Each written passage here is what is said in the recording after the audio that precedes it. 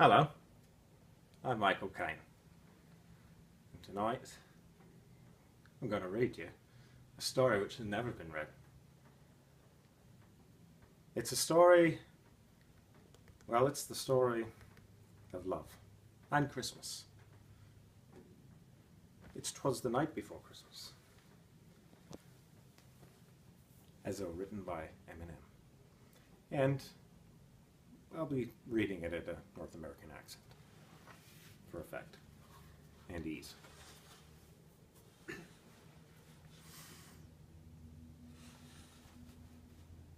Look, if you only had one toy, one opportunity to seize all the presents you ever wanted, one moment, would you capture it or just let it slip? Yo.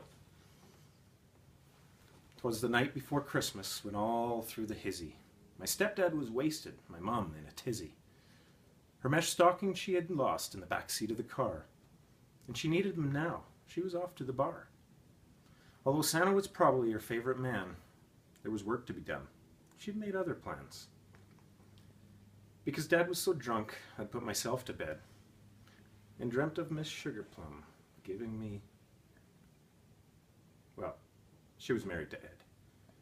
The Plums were our neighbors, who'd always make such a clatter.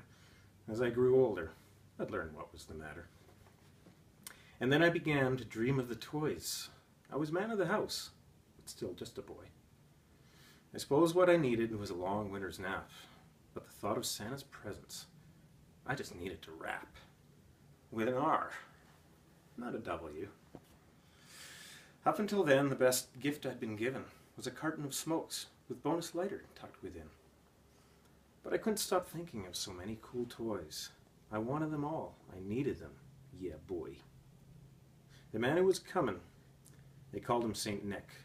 My plan was quite simple, to make him feel sick. Mom's pasta which had sat beneath the couch since last week, a dish of spoiled food, to him I would sneak. With a tainted full belly he would surely lose himself, and barf in the bathroom, a not so jolly old elf. And while he was in there I would take all the toys and hide them all elsewhere, then replace them with decoys. You're probably wondering why I'd do such a thing. Well, in all my 8 years, no gifts would he bring. You see, when my dad was away on the rigs, guys would come over, most of them pigs.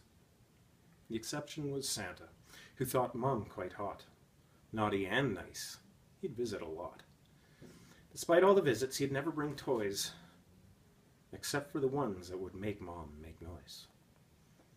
When Mrs. Claus would find out, she'd get really mad, telling Santa to vacate. To hide, she was sad. I want you to leave. Go on, get out of here. He could sleep in the barn, where he barely knows his own reindeer. Snap back to the barn again. Oh, there goes Dancer. Oh, there goes Prancer. Oh, there goes Donner. And Dasher, little vixen, comic cues, fixing a blitzing up in reality. Strange personalities, all defying all gravity, flying over the nativity. Anyways, that night when Santa Claus came, I hid in my closet, a little ashamed. But it seemed it was right. My plan was just to poison old Santa and take what I must. Some toys I would keep and some I would pawn, but most of them likely I'd just chuck in the lawn. That's what we did here in our neighborhood, to show off your assets. That's if you could. Santa entered through the door. He had his own key, and once again had brought nothing for me.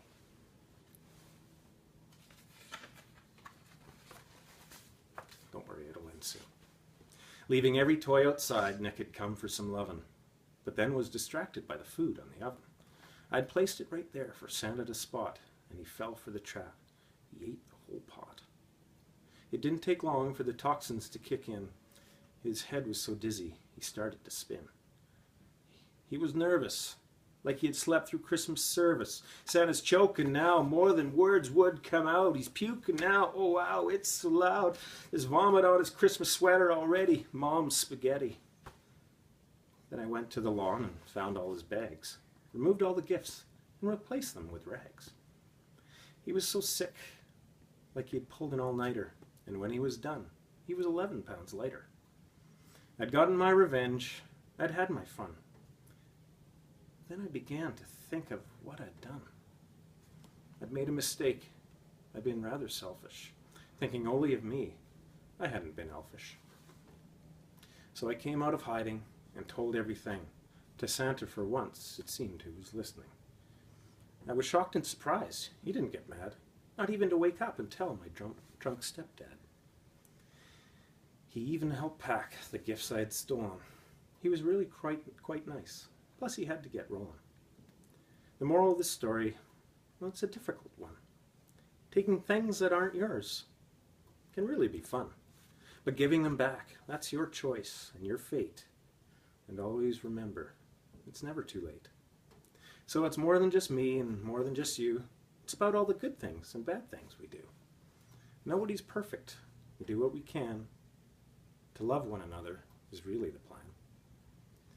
Before leaving that night, Santa tried kissing my head, which I thought was weird, so I high-fived him instead. Then he sprang to his sleigh to give his team gave a whistle, and away they all flew like the down of a thistle. But I heard him exclaim as he flew to the others, "Happy Christmas to all, and word to your mother." Word to your mother. Word to your mother indeed, Santa. Merry Christmas, everyone.